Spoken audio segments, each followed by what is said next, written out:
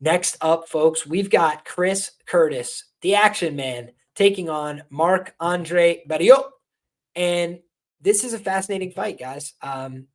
When you look at this, I think it's clear why the UFC put this together, right? Two guys that primarily like to go out there, strike it out on the feet. Marc-Andre Barriault tends to do some of his best work in the clinch along the fence line. In his volume striking as well. Chris Curtis, on the other hand, tends to be a precise boxer. He likes to counter. He likes to look for his shots. But sometimes he's a little bit too low volume, a little bit too complacent at times, sometimes complaining to the referee, getting a little bit emotional in the octagon.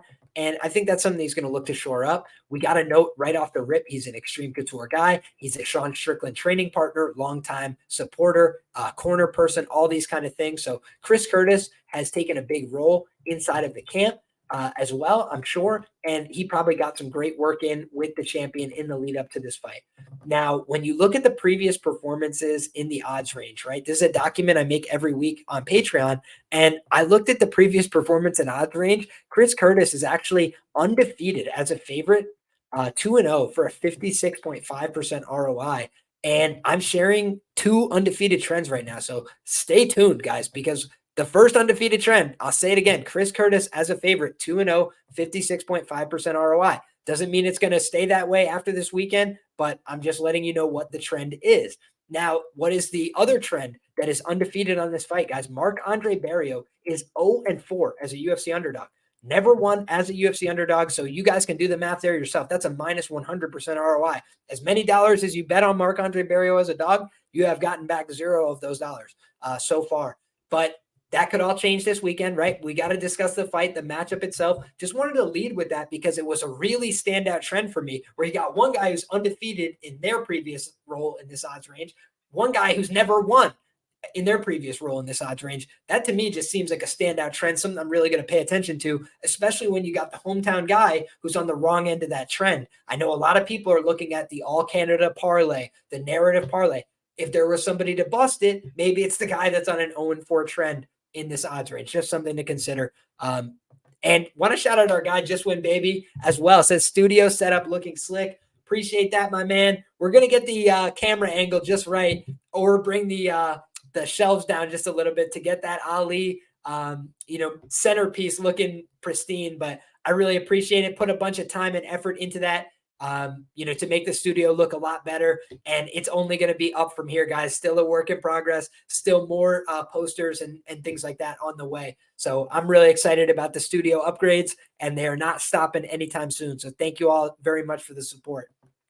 Now, with that being said, guys, back to this matchup. We're on the main card. We're in the middleweight division, and we're talking about Chris Curtis, who is 30-10 as a professional. Ton of professional fights under his belt, and just 2 finished losses across that lengthy career. So gotta say, Chris Curtis, very durable guy historically. I would say the more durable of these two parties. However, he was flashed by Kelvin Gastelum in a clash of heads. I believe he did have the no contest clash of heads with Nasruddin Imavov. So my man has just had a really rough go of it lately. Being the smaller guy, kind of getting into these boxing exchanges and getting, these head clashes that have really derailed him in his recent fights. He knocked out Joaquin Buckley and kind of derailed that hype, for a little bit, and took everybody by surprise there. Looked like he was down on the scorecards potentially, and then just all of a sudden uncorked one on him, ended the show quickly. So we know that he's got the power to end fights, right? Brendan Allen, a guy who's on the rise in this division, who's got a win streak going, who looks like $1 million his last couple of fights. Man, Chris Curtis went out there and absolutely starched him on short notice. So I think that was a really impressive win. We look at the Phil Hawes fight. He was able to go out there and get an impressive win in that spot as well. Obviously hasn't aged as well, but you could argue that Chris Curtis maybe damaged the chin of Phil Hawes permanently as well, with the damage he was able to do there, going to the body, going back upstairs. He really ripped him apart with his boxing. Adolfo Vieira attempted like 20 takedowns against Chris Curtis. He's a strong guy. He's physical. He's elite at Brazilian Jiu-Jitsu. He wasn't able to sniff a takedown in that fight. Chris Curtis, his takedown defense held up like $1 million there. He looked really good in that spot. So I think in this fight, Marc-Andre Barriault, how is he going to win this fight? Let's look at Marc-Andre Barriault's run through the UFC and compare it. He's 16-6 overall as a professional, 5-5 in the UFC. So he's a 500 fighter. He's got one no contest. He's tested positive for a banned substance before, if my memory serves. And when you're looking at him, he's got a loss to Andrew Sanchez that doesn't age great. I believe he's been cut from the organization. A loss to Christoph Jacko by split decision, doesn't age that great, been cut from the organization. A loss via unanimous decision to Jin Young Park. That one we can obviously forgive. Jin Young Park, very solid middleweight fighter. When you look at the Oscar Pichota fight, no contest in that spot. I believe that's the fight that he tested positive for and got that one reversed to a no contest. Then he beats Abu Azaitar, who has not been very active at all in his professional career. He beats Dolce Lungiambula, who has about 4 minutes of gas and was never very good. He loses to Chidi Njokuani via insta-kill knockout. He beats Jordan Beverly Hills Ninja Wright, who I believe has been cut from the UFC. So more power to him there. He loses to Fluffy Hernandez, which again, no skin off your nose there. That guy's about to fight Ikram Alaskarov. That guy's an absolute stud. And then he beats Julian Marquez, who I think is absolutely horrific. No disrespect to the man, but I just think, the injuries, the inability to string together a couple good rounds, a couple good minutes, a couple good situations or positions. I just really don't like his game. And then the win over Eric Anders, which is somewhat impressive, but also I thought that fight could have went either way.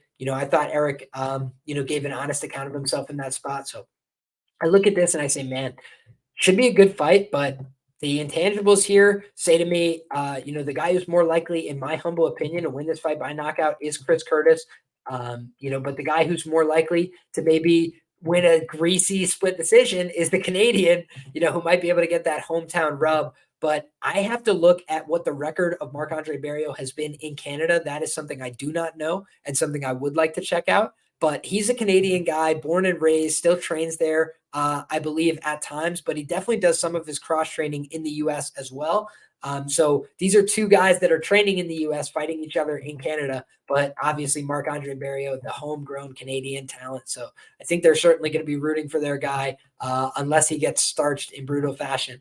So should be a fun fight, but my initial lean, I'm just going to let the trend be my friend and lean with Chris Curtis here, the more experienced fighter. But yeah, I am aware, Andrew, that he's been at Killcliff, but I think he does represent a Canadian team as well via his Instagram. But I actually couldn't locate that gym, so I'm not totally sure. I think he definitely trains at Killcliff more than anywhere else, so that's his primary facility. And I did note that as well in my research on Patreon, where there's some fighters that are like born, raised, and training in Canada, and other fighters that are born and raised in Canada, but maybe they're training elsewhere now. Maybe they live somewhere else, that kind of thing. So try to denote those differences as well. But great point. Thank you.